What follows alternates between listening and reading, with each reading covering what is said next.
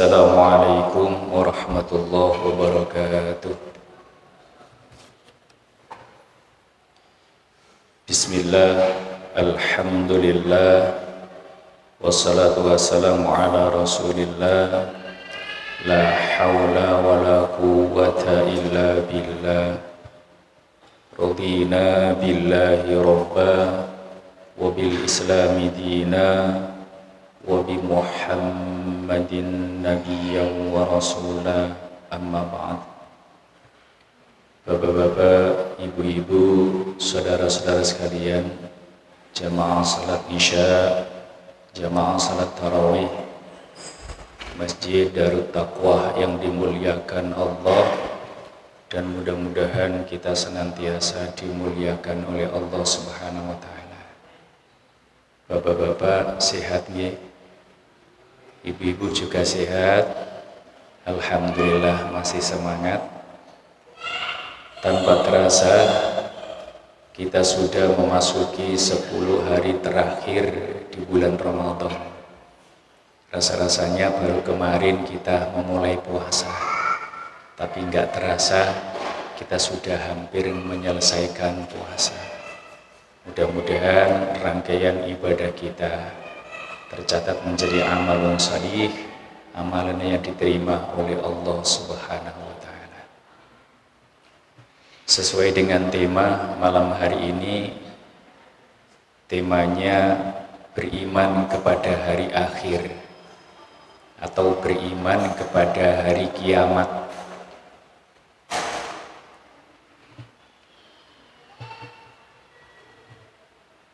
Di antara salah satu kesempurnaan rukun iman, yakni percaya dan beriman kepada hari akhir.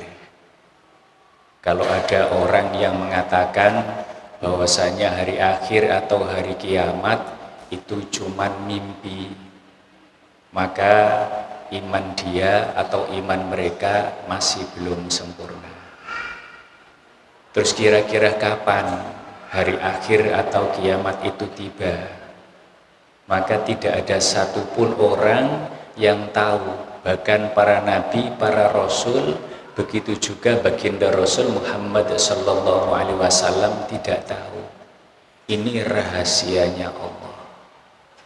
Akan tetapi sebelum datangnya hari kiamat itu ada tanda-tandanya, Pak Bu. Ada yang disebut tanda kiamat sugro atau tanda kecil. Ada juga tanda kiamat kubro atau tanda besar.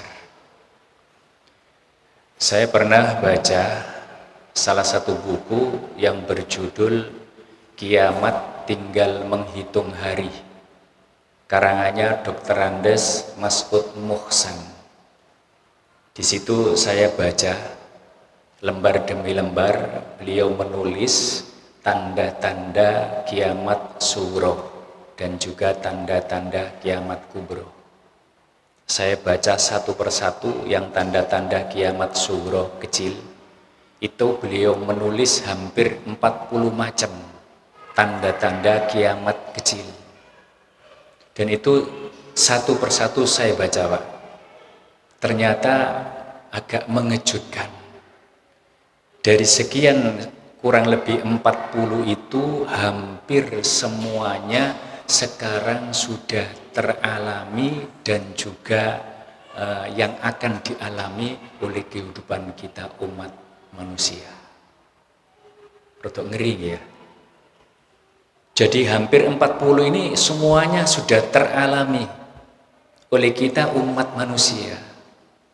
Berarti hari kiamat gak suwe maneh, ya. Makanya kita tinggal menunggu ini tanda kiamat kubro saja.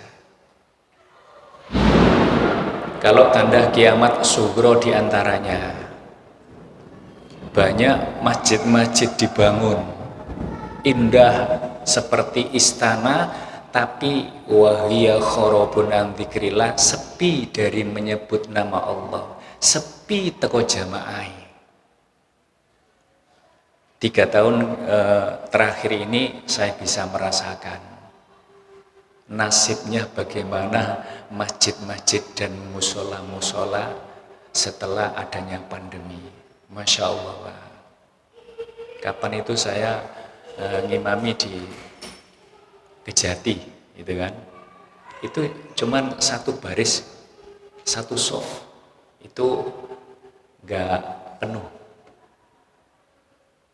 Ada lagi saya juga ngimami di Gedung Juang 45, apalagi itu cuman separuh soft, Masya Allah.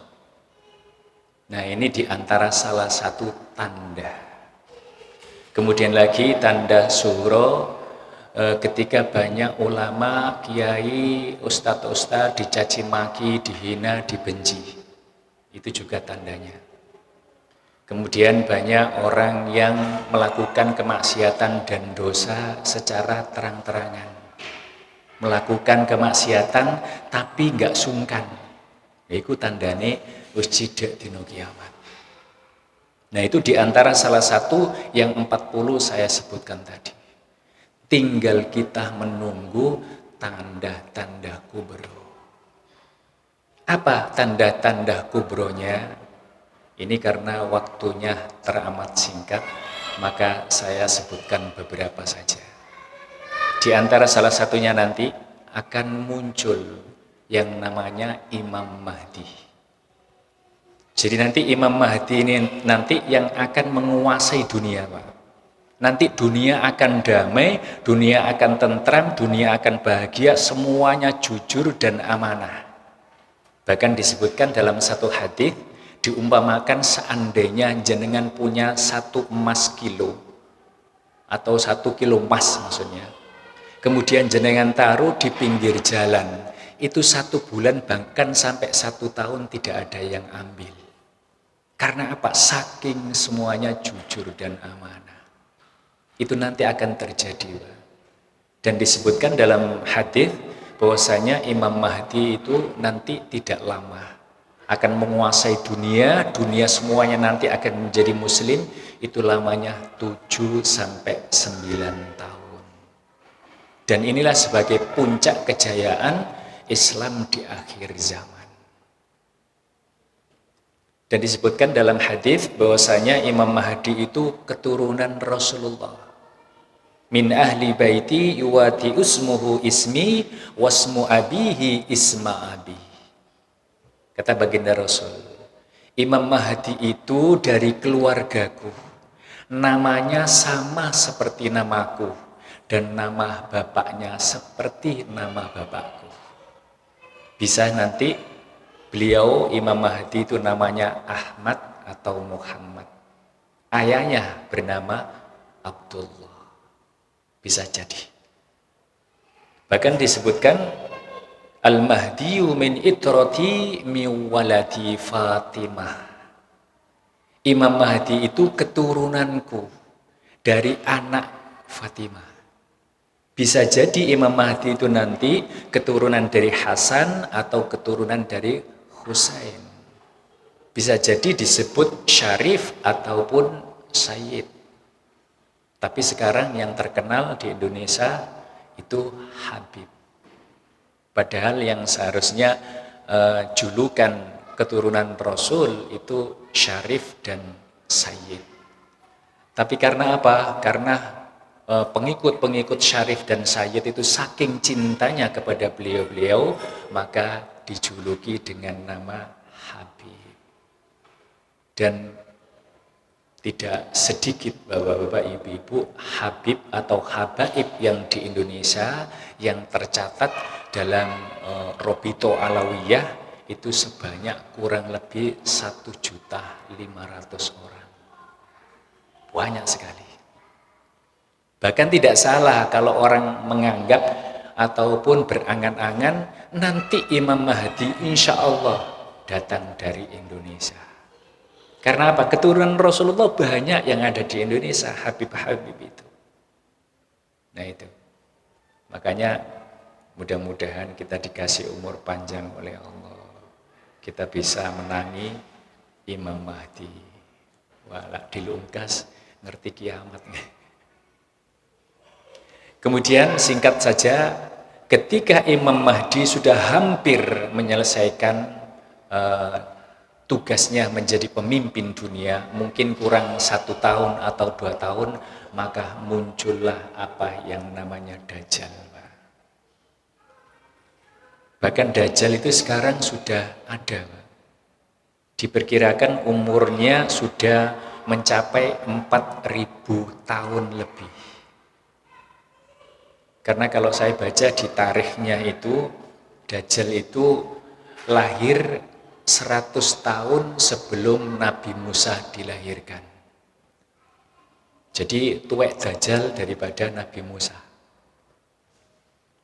Nah, Dajjal itu anak dari pasangan suami istri orang Yahudi Palestina.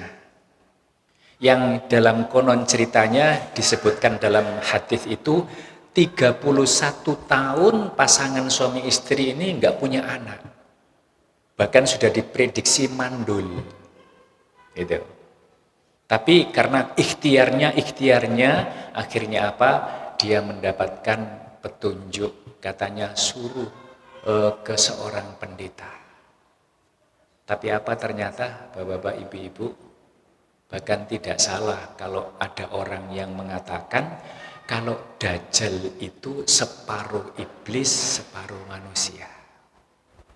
Karena kalau rentetan sejarah lahirnya Dajjal itu hasil karya iblis dengan ibunya Dajjal. Karena sudah divonis mandul. Kemudian seorang pendeta, ternyata pendeta itu adalah Azazil. Azazil itu anaknya iblis. Oh, ini sebenarnya ceritanya panjang Pak kalau Azazil itu. Nah, itu. Tapi tak singkat-singkat. Ternyata pendeta itu adalah seorang Azazil yang menyarankan kepada pasangan suami istri ini yang enggak punya anak 31 tahun supaya apa? Supaya cari kuil tua, kemudian hubungan suami istri di situ. Akhirnya sudah ditemukan kuil tua di kota namanya Samiro. Akhirnya hubungan suami istri ternyata apa? Yang hubungan suami istri itu bukan bapaknya Dajjal, tapi Azazil dengan ibunya. Lahirlah seorang Dajjal kecil di kota Samiro, Palestina. Dalam 4 tahun yang namanya Dajjal ini nggak bisa ngapa-ngapain, Pak. Cuman bisanya makan tidur. Sampai ibunya meninggal, ketika umur 6 tahun, dia dikasih keajaiban oleh Allah Subhanahu wa taala. Dalam tidurnya dia bisa pindah tempat. Ternyata di situ dia duduk atau terbaring di kaki patung yang paling besar di saat itu. Sehingga apa? Sehingga Dajjal kecil itu dipuja-puja. Inilah nanti akan menjadi pemimpin dunia. Nah, itu. Maka disitulah Dajjal kecil dinamakan juga namanya Musa.